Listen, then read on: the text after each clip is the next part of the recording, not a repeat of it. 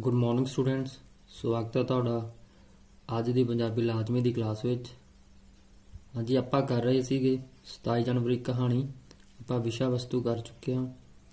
ਕਹਾਣੀ ਬਾਰੇ ਵੀ ਥੋੜ੍ਹਾ ਬਹੁਤੀ ਆਪਾਂ ਜਾਣਕਾਰੀ ਲੈ ਚੁੱਕੇ ਸੀਗੇ ਪਿਛਲੀ ਕਲਾਸ ਦੇ ਵਿੱਚ। ਹਾਂਜੀ, ਅੱਜ ਆਪਾਂ ਕਰਾਂਗੇ 27 ਜਨਵਰੀ ਕਹਾਣੀ ਡਿਟੇਲ ਦੇ ਵਿੱਚ। ਹਾਂਜੀ, ਆਪਾਂ ਸ਼ੁਰੂ ਕਰਦੇ ਹਾਂ। ਇਸ ਥੜੇ ਉੱਤੇ ਇੱਕ ਵੱਡੇ ਛੱਤਰ ਹੇਠਾਂ ਰਾਸ਼ਟਰਪਤੀ ਜੀ ਬੈਠੇ ਸਨ। ਪਰੇਡ ਸਲਾਮੀ ਰਹੀ। ਰਾਸ਼ਟਰਪਤੀ ਜੀ ਇੱਥੇ ਖਲੋਤੇ ਸਨ। ਇੱਥੇ ਮਲਕਾ ਰਾਣੀ ਬੈਠੀ ਸੀ। ਮਲਕਾ ਦਾ ਮਾਲਕ, ਪ੍ਰਧਾਨ ਮੰਤਰੀ ਜੀ ਤੇ ਉਹਨਾਂ ਦੇ ਵਜ਼ੀਰ ਇੱਥੇ ਬੈਠੇ ਸਨ। ਉਪ ਰਾਸ਼ਟਰਪਤੀ ਉਹ ਬਿਲਕੁਲ ਸਾਹਮਣੇ, ਉਹ ਜਗ੍ਹਾ ਵਿਦੇਸ਼ੀ ਪ੍ਰਾਹੁਣਿਆਂ ਲਈ ਸੀ। ਮੈਂਬਰ ਲੋਕ ਤੇ ਹੋਰ ਸ਼ਹਿਰ ਦੇ ਪਦਵੰਤੇ ਇਹਨਾਂ ਕੁਰਸੀਆਂ ਅਤੇ ਬੈਂਚਾਂ 'ਤੇ ਬੈਠੇ ਸਨ। ਆਮ ਦੁਨੀਆ ਉਹ ਸਾਹਮਣੇ ਫੁਹਾਰੇ ਦੇ ਨਾਲ ਨਾਲ ਜਾਂਦੇ ਜੰਗਲੇ ਦੇ ਅੰਦਰ ਤਾੜੀ ਹੋਈ ਸੀ।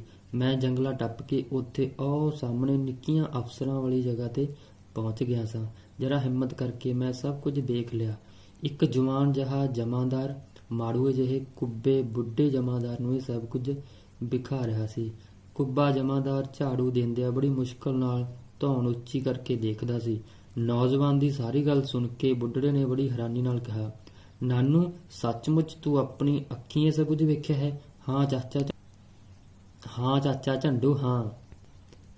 ਨਾਨੂ ਦਾ ਜਵਾਬ ਇੰਨਾ ਜੋਸ਼ੀਲਾ ਸੀ ਤੇ ਉਸ ਵਿੱਚ ਫਖਰ ਤੇ ਵਡਿਆਈ ਦੀ ਇੰਨੀ ਝਲਕ ਸੀ ਕਿ ਝੰਡੂ ਨੇ ਇੱਕ ਵੇਰਾ ਆਪਣੇ ਕਮਾਨ ਵਰਗੇ ਸਰੀਰ ਨੂੰ ਤੀਰ ਵਾਂਗ ਸਿੱਧਾ ਕਰਨ ਦੀ ਕੋਸ਼ਿਸ਼ ਕੀਤੀ।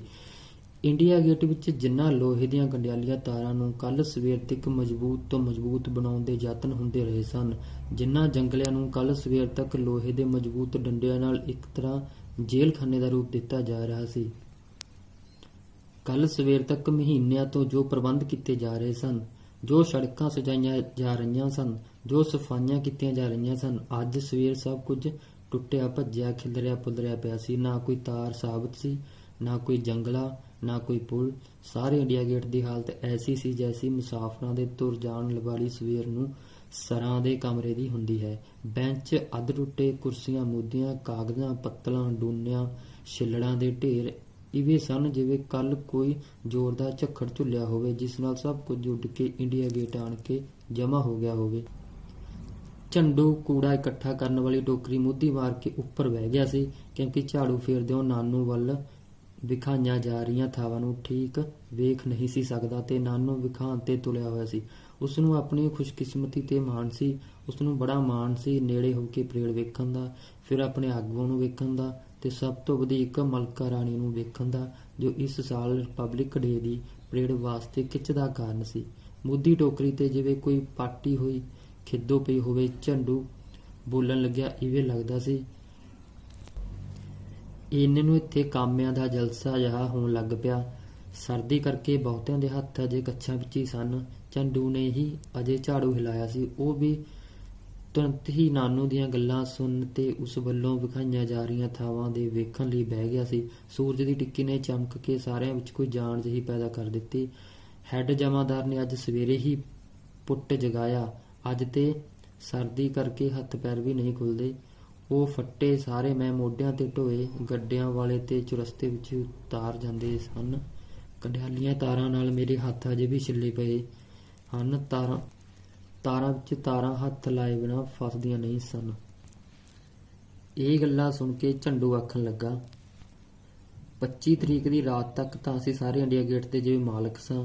ਅਸਾਂ ਇੱਥੇ ਇੱਕ ਕੱਖ ਵੀ ਖਿਲਰ ਨਹੀਂ ਦਿੱਤਾ, ਪਰ ਖੁਸ਼ੀ ਵਾਲੇ ਦਿਨ 26 ਤਰੀਕ ਸਵੇਰੇ ਹੀ ਸਾਡੀ ਸਾਰੀ ਮਾਲਕੀ ਖੁੱਸ ਗਈ। ਕਿਸੇ ਨੇ ਨੇੜੇ ਨਹੀਂ ਲੱਗਣ ਦਿੱਤਾ ਤੇ ਅੱਜ ਸਵੇਰੇ ਹੀ ਫਿਰ ਆਣ ਡਾਹਿਆਂ ਨੇ। ਝੰਡੂ ਦਾ ਗਿਲਾ ਸੁਣ ਕੇ ਕੋਲੋਂ ਲੰਘਦਾ ਇੱਕ ਬੰਦਾ ਖਲੋ ਗਿਆ ਤੇ ਕਹਿਣ ਲੱਗਾ, ਪਾਸ ਲੈ ਲੈਣਾ ਸੀ ਨਾ? ਦੂਜੇ ਸੁਣਨ ਵਾਲੇ ਖਿੜਖੜਾ ਕੇ ਹੱਸ ਪਏ। ਝੰਡੂ ਨੂੰ ਪਾਸ? ਆਖੇ ਉੱਠ ਨਾ ਸਕਾਂ ਤੇ ਮਿਲ ਮਾਰਾਂ। ਕਿਉਂ, ਝੰਡੂ ਬੰਦਾ ਨਹੀਂ? ਝੰਡੂ ਨੇ ਇਸ ਵੇਲੇ ਆਪਣੀ ਸ਼ਕਤੀ ਤੋਂ ਵਧੇਕ ਜ਼ੋਰ ਲਾ ਕੇ ਆਖਿਆ, ਖਬਰੇ ਸਾਨੂੰ ਬੰਦਾ ਨਾ ਹੀ ਸਮਝਿਆ ਜਾਂਦਾ ਹੋਵੇ, ਪਰ ਪਾਸ ਤੇ ਇੱਕ ਸਾਨੂੰ ਵੀ ਹੱਥ ਆ ਗਿਆ ਸੀ। ਸਾਡਾ ਗੁਆਂਢੀ ਇੱਕ ਮੁੰਡਾ ਇੱਥੇ ਅਫਸਰ ਏ, ਚਿੱਠੀਆਂ ਲਿਆਉਣ ਪਹੁੰਚਾਉਣ ਤੇ। ਉਹ ਕਿਧਰੋਂ ਪਾਸ ਲੈ ਆਇਆ ਸੀ। ਇੱਥੋਂ ਦਾ ਨਹੀਂ, ਉੱਥੋਂ ਦਾ, ਜਿੱਥੇ ਸਾਡੇ ਬਾਦਸ਼ਾਹ ਰਾਸ਼ਟਰਪਤੀ ਜੀ ਰਹਿੰਦੇ ਨੇ, ਜਿੱਥੇ ਮਲਕਾ ਰਾਣੀ ਆਈ ਹੋਈ ਏ। ਵਾਹ ਵਾਹ, ਉੱਥੇ ਤਾਂ ਫਿਰ ਮਲਕਾ ਨੂੰ ਚੰਗੀ ਤਰ੍ਹਾਂ ਵੇਖਿਆ ਜਾ ਸਕਦਾ ਸੀ। ਨਾਨੂ ਦੀ ਗੱਲ ਸੁਣ ਕੇ ਝੰਡੂ ਨੇ ਉਬਾਸੀ ਲੈਂਦਿਆਂ ਕਿਹਾ, ਪਾਸ ਲੈ ਕੇ ਮੇਰਾ ਮੁੰਡਾ ਉੱਥੇ ਗਿਆ ਸੀ। ਪਰ ਉਸਨੂੰ ਕਿਸੇ ਅੰਦਰ ਨਹੀਂ ਜਾਣ ਦਿੱਤਾ।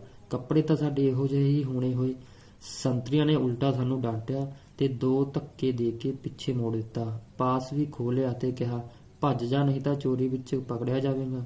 ਤੂੰ ਕਿਸੇ ਦਾ ਪਾਸ ਚੁੱਕ ਲਿਆਇਆ ਈ ਏ। ਗਰੀਬ ਨੂੰ ਰੱਬ ਦੀ ਮਾਰ। ਝੰਡੂ ਨਾਲ ਹਮਦਰਦੀ ਜਤਾਉਣ ਲਈ ਬਹੁਤਿਆਂ ਦੇ ਮੂੰਹੋਂ ਨਿਕਲਿਆ। ਨਾਨੂ ਆਖਣ ਲੱਗਾ, ਅਸਾਂ ਤੇ ਅਜਿਹੇ ਮੌਕਿਆਂ ਲਈ ਇੱਕ ਜੋੜਾ ਸੁਭਾ ਰੱਖਿਆ ਹੈ।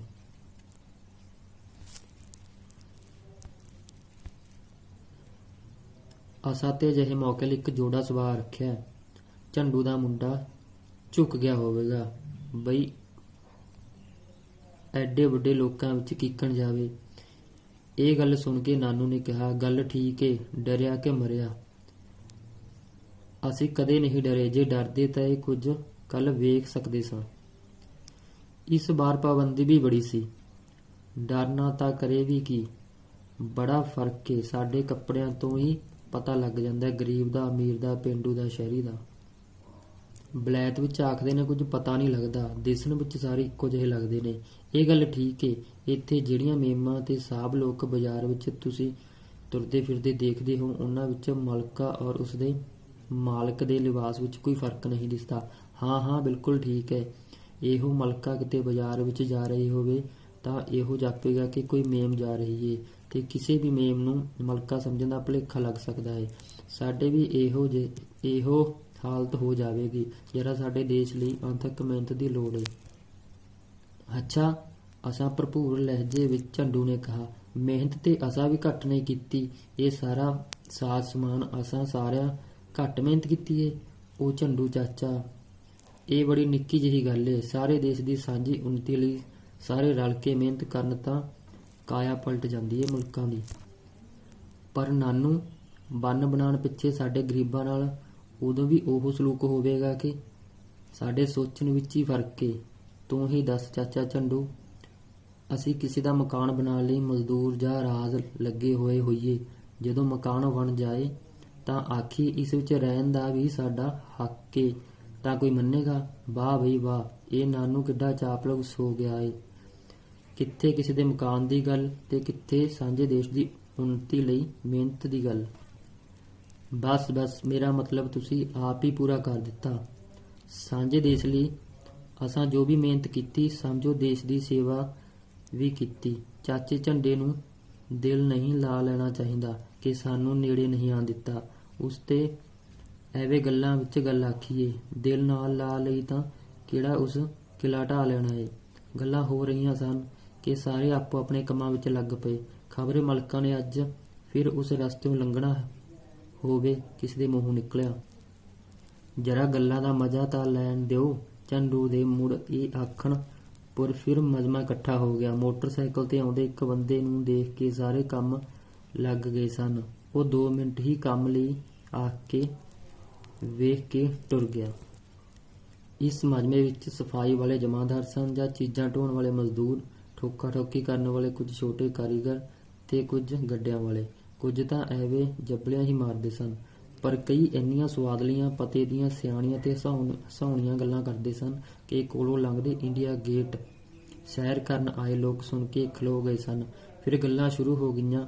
ਇਸ ਵਾਰੀ ਪਿੰਡਾਂ ਦੇ ਲੋਕ ਲੱਖਾਂ ਦੀ ਗਿਣਤੀ ਵਿੱਚ ਆਏ। ਲੈ, ਮਲਕਾਂ ਨੇ ਕੋਈ ਰੋਜ਼ ਆਉਣਾ ਸੀ? ਮਲਕਾਂ ਵਾਸਤੇ ਆਏ ਨੇ, ਇੱਕ ਦੇ ਪੁੱਛਣ ਤੇ ਦੂਜੇ ਨੇ ਕਿਹਾ। ਨਾਲੇ ਪੁੰਨ ਨਾਲੇ ਫਲੀਆਂ, ਦੋਵੇਂ ਕੰਮ ਹੋ ਗਏ। ਇੱਕ ਮਜ਼ਦੂਰ ਦੇ ਹੱਥ ਵਿੱਚ ਬੜੀ ਸੋਹਣੀ ਰਜਾਈ ਫੜੀ ਹੋਈ ਸੀ। ਸਾਰਿਆਂ ਨੂੰ ਰਜਾਈ ਵਿਖਾ ਕੇ ਉਹ ਆਖਣ ਲੱਗਾ, ਲਓ ਸਾਨੂੰ ਤੇ ਫਲ ਮਿਲ ਗਿਆ ਇਸ ਦਿਨ ਦੀ ਮਿਹਨਤ ਤੇ ਖੁਸ਼ੀ ਦਾ। ਇਹ ਰਜਾਈ ਰਾਹ ਵਿੱਚ ਪਈ ਸੀ। ਮੈਂ ਖਿਆਲ ਕੀਤਾ ਸਾਰੇ ਟੱਬਰ ਦਾ ਸਿਆਲ ਲੰਘ ਜਾਵੇਗਾ, ਪਰ ਘਰ ਵਾਲੀ ਨਹੀਂ ਮੰਨੀ। ਉਹ ਆਖਦੀ ਏ, ਇਸ ਪਵਿੱਤਰ ਦਿਹਾੜੇ ਤੇ ਚੋਰੀ ਦਾ ਮਾਲ ਘਰ ਨਹੀਂ ਲਿਆਉਣਾ। ਮੈਂ ਵਾਪਸ ਲੈ ਆਇਆ ਹਾਂ, ਪਰ ਹੁਣ ਦੇਵਾਂ ਕਿਸ ਨੂੰ? ਇਹ ਸੁਣ ਕੇ ਝੰਡੂ ਨੇ ਝੱਟ ਕਿਹਾ, ਮੂਰਖਾ, ਮੈਨੂੰ ਬੁੱਢੇ ਨੂੰ ਦੇ ਦੇ। ਉਮਰ ਦੇ ਆਖਰੀ 4 ਦਿਨ ਟੰਗਾ ਪਸਾਰ ਕੇ ਸੌਤਾ ਲਵਾਂਗੇ। ਪਰ ਪਰੇਡ ਵਿੱਚ ਇਹ ਰਜਾਈ ਆ ਕਿੱਥੋਂ ਗਈ?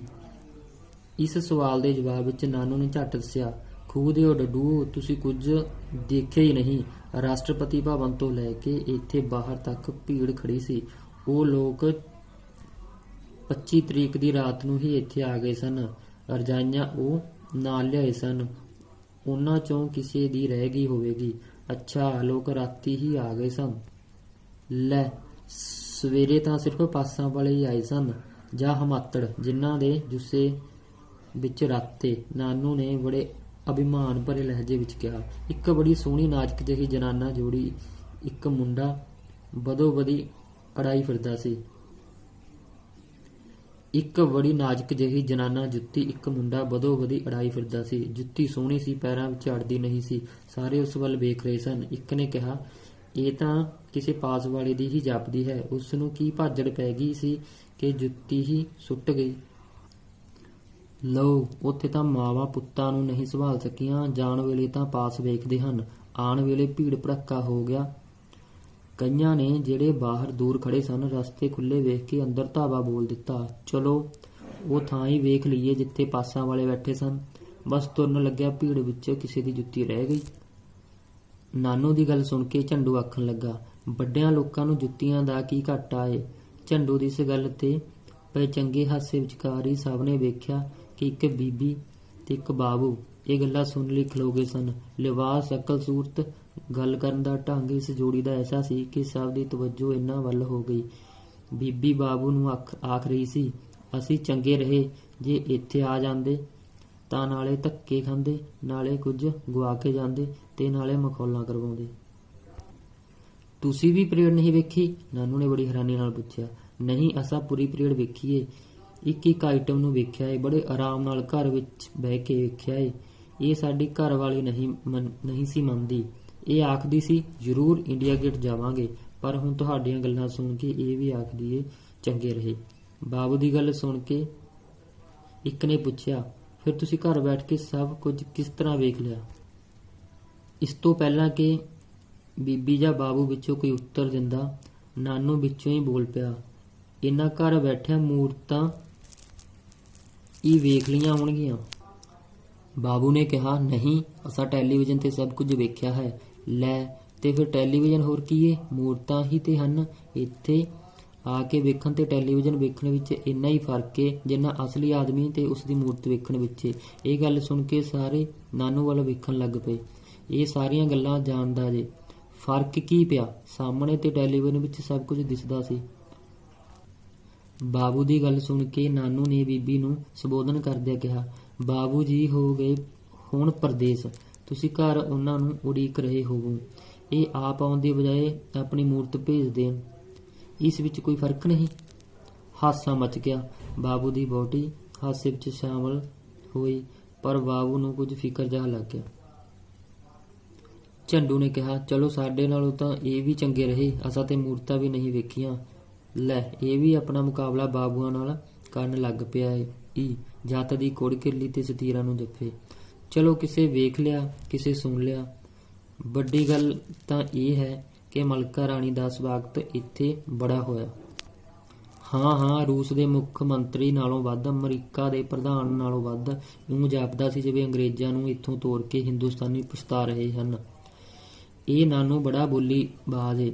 ਨਹੀਂ, ਉਹ ਨਹੀਂ, ਮਹਾਰਾਣੀ ਕਰਕੇ ਸਵਾਗਤ ਹੋਇਆ। ਕੋਈ ਮਹਾਰਾਜਾ ਹੁੰਦਾ ਤਾਂ ਇੰਨਾ ਨਹੀਂ ਸੀ ਹੋਣਾ। ਵੇਖੋ, ਇਹ ਕਿਹੜਾ ਨਾਨੂ ਨਾਲੋਂ ਘੱਟ ਜੇ। ਪ੍ਰਧਾਨ ਮੰਤਰੀ ਪ੍ਰਧਾਨਾਂ ਦੇ ਬਾਦਸ਼ਾਹ ਦਾ ਸਵਾਗਤ ਵਿੱਚ ਮੁਕਾਬਲਾ ਨਹੀਂ ਕਰੀਦਾ। ਬਾਦਸ਼ਾਹ ਦੀ ਨੁਮਾਇਸ਼, ਵਧੀਕ ਤੇ ਅਖਤਿਆਰ ਘੱਟ ਹੁੰਦੇ ਨੇ। ਇੱਥੇ ਇੱਕ ਤੋਂ ਇੱਕ ਟਿੱਪਣੀਬਾਜ਼ ਏ।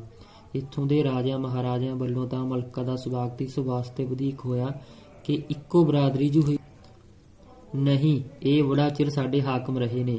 ਉਹ ਪੁਰਾਣਾ ਗੁਲਾਮੀ ਵਾਲਾ ਪ੍ਰਭਾਵ ਵੀ ਅਜੇ ਸਾਡੇ ਵਿੱਚ ਮੌਜੂਦ ਏ। ਮੇਰਾ ਤਾਂ ਖਿਆਲ ਏ ਅੰਗਰੇਜ਼ ਅਖੀਰ ਭਲੇ ਮਾਨਸੀ ਨਾਲ ਇੱਥੋਂ ਚਲੇ ਗਏ ਸਨ। ਇਹ ਅਹਿਸਾਨ ਵੀ ਸਾਡੇ ਲੀਡਰਾਂ ਨੂੰ ਯਾਦ ਏ। ਇਹ ਕਿਹੜੀ ਗੱਲ ਏ? ਪ੍ਰਾਹੁਣਾਚਾਰੀ ਲਈ ਤਾਂ ਸਾਡਾ ਦੇਸ਼ ਮਸ਼ਹੂਰ ਹੀ ਏ। ਅਜਿਹੇ ਮੌਕਿਆਂ ਤੇ ਖਰਚ ਵਰਚ ਦੀ ਪਰਵਾਹ ਅਸੀਂ ਨਹੀਂ ਕਰਦੇ ਹੁੰਦੇ। ਸਾਡੇ ਲਈ ਪ੍ਰਾਹੁਣਾ ਆ ਜਾਵੇ ਤਾਂ ਆਪ ਨੂੰ ਭਾਵੇਂ ਪਿੱਛੋਂ 4 ਦਿਨ ਭੁੱਖੇ ਹੀ ਕੱਟਣੇ ਪੈ ਜਾਣ, ਪ੍ਰਾਹੁਣੇ ਦੀ ਖਾਤਰ ਅਸੀਂ ਬਿੱਤੋਂ ਵੱਧ ਹੀ ਕਰਦੇ ਹਾਂ। ਆਪਣੀਆਂ ਰਵਾਇਤਾਂ ਕੋਈ ਛੱਡਦਾ ਏ? ਅਸਲੀ ਗੱਲ ਕਿਸੇ ਦੱਸੀ ਹੀ ਨਹੀਂ। ਇਹ ਮਲਕਾ ਐਲਿਜ਼ਾਬੈਥ ਇੰਗਲੈਂਡ ਦੀ ਬਾਦਸ਼ਾਹ ਜੂ ਹੋਈ। ਅਸੀਂ ਇਸ ਦਾ ਆਦਰ ਮਾਣ ਸਵਾਗਤ ਕਰਾਂਗੇ ਤਾਂ ਸਮਝੋ ਕਰੋੜਾਂ ਬੰਦਿਆਂ ਦਾ ਆਦਰ ਕਰਾਂਗੇ। ਉਹਨਾਂ ਨਾਲ ਸਾਡੇ ਸੰਬੰਧ ਵਧੀਕ ਚੰਗੇ ਹੋਣਗੇ। ਅਖੀਰ ਇਸ ਦਾ ਫਾਇਦਾ ਸਾਡੇ ਮੁਲਕ ਨੂੰ। ਹਾਂ, ਠੀਕ ਬਈ, ਠੀਕ। ਆਦਰ ਵਾਲੇ ਨੂੰ ਆਦਰ ਮਿਲਣਾ ਹੀ ਚਾਹੀਦਾ ਏ। ਇਹ ਗੱਲ ਸਹੀ ਏ। ਇਹ ਸਿਆਣੀ ਗੱਲ ਏ। ਵੱਡਿਆਂ ਦਾ ਆਦਰ ਕਰਨ ਵਾਲਾ ਵੀ ਵੱਡਾ ਹੀ ਸਮਝਿਆ ਜਾਂਦਾ ਏ। ਹੈ ਵੀ ਇਹ ਗੱਲ ਠੀਕ ਕਿ ਵੱਡਿਆਂ ਦਾ ਆਦਰ ਕਰਕੇ ਹੀ ਵੱਡੇ ਹੋ ਸਕਦੇ ਨੇ। ਝੰਡੂ ਪਹਿਲਾਂ ਤੇ ਸਭ ਕੁਝ ਸੁਣਦਾ ਰਿਹਾ, ਹੁਣ ਉਸ ਜ਼ੋਰ ਨਾਲ ਤਾੜੀ ਮਾਰੀ। ਫਿਰ ਤੇ ਹਿਮਾਤੜ ਵੀ ਵੱਡਿਆਂ ਵਿੱਚ ਹੋ ਗਏ। ਮਲਕਾ ਦੇ ਆਦਰ ਲਈ ਕੁਝ ਨਾ ਕੁਝ ਤੇ ਅਸਾਂ ਵੀ ਕੀਤਾ ਹੀ ਇਹ ਨਾ। ਹੁਣ ਚਾਚੇ ਝੰਡੂ ਨੂੰ ਸਮਝ ਆਈ ਜੇ। ਨਾਨੂ ਤੂੰ ਇਹ ਸੁਣ ਕੇ ਝੰਡੂ ਆਖਣ ਲੱਗਾ, ਬਈ ਨਾਨੂ ਤੈਨੂੰ ਤੇ ਬੜੀ ਹੀ ਵਾਕਫੀ ਜਾਪਦੀ ਏ, ਇੱਕ ਗੱਲ ਮੈਨੂੰ ਹੋਰ ਸਮਝਾ ਦੇਈਂ। ਹਾਂ ਚਾਚਾ ਦੱਸ। ਹਾਂ ਦੱਸ ਚਾਚਾ। ਝੰਡੂ ਪੈਰ ਵਿੱਚ ਪਾਈ ਟੁੱਟੀ ਫੁੱਟੀ ਜੁੱਤੀ ਨੂੰ ਹੱਥਾਂ ਨਾਲ ਪੂੰਝ ਰਿਹਾ ਸੀ, ਫਿਰ ਪਾਟੇ ਹੋਏ ਪਜਾਮੇ ਦੇ ਲੰਗਾਰਾਂ ਨੂੰ ਗੰਢਾ ਮਾਰਨ ਲੱਗਾ। ਅਖੀਰ ਉਸ ਆਪਣੀ ਮੈਲੀ ਖਲ ਟੋਪੀ ਨੂੰ ਉਲਟਿਆਂ ਕਰਕੇ ਸਿਰ ਤੇ ਰੱਖਦਿਆਂ ਪੁੱਛਿਆ, ਨਾਨੂ ਸੁਣਿਆ ਮਲਕਾ ਦਿਨ ਵਿੱਚ 5-6 ਵਾਰੀ ਪੋਸ਼ਾਕ ਬਦਲਦੀ ਏ? ਚਾਚਾ ਵਲੈਤ ਵਿੱਚ ਸਾਰੇ ਹੀ ਇਸੇ ਤਰ੍ਹਾਂ ਛੰਡੇ ਫੁੱਕੇ ਰਹਿੰਦੇ ਨੇ। ਹਾਂਜੀ, ਇਸ ਤਰ੍ਹਾਂ ਇਹ ਸੀ ਪੂਰੀ ਕਹਾਣੀ ਡਿਟੇਲ ਦੇ ਵਿੱਚ ਜੋ ਆਪਾਂ ਨੇ ਕੀਤੀ ਹੈ। ਉਮੀਦ ਹੈ ਤੁਹਾਨੂੰ ਚੰਗੀ ਤਰ੍ਹਾਂ ਸਮਝ ਆ ਗਈ ਹੋਵੇਗੀ। ਤੁਹਾਨੂੰ ਵਿਸ਼ਾ ਵਸਤੂ ਆਪਾਂ ਪਹਿਲਾਂ ਸਮਝਾਤਾ ਸੀਗਾ, ਪਿਛਲੀ ਵੀਡੀਓ ਦੇ ਵਿੱਚ ਆਪਾਂ ਵਿਸ਼ਾ ਵਸਤੂ ਕਰ ਚੁੱਕੇ ਹਾਂ ਤੇ ਅੱਜ ਆਪਾਂ ਪੂਰੀ ਕਹਾਣੀ ਕਰ ਚੁੱਕੇ ਹਾਂ ਕੀ ਵਾਰਤਾਲਾਪ ਹੋਈ। ਹਾਂਜੀ, ਉਮੀਦ ਹੈ ਤੁਹਾਨੂੰ ਚੰਗੀ ਤਰ੍ਹਾਂ ਸਮਝ ਆ ਗਈ ਹੋਵੇਗੀ। ਧੰਨਵਾਦ।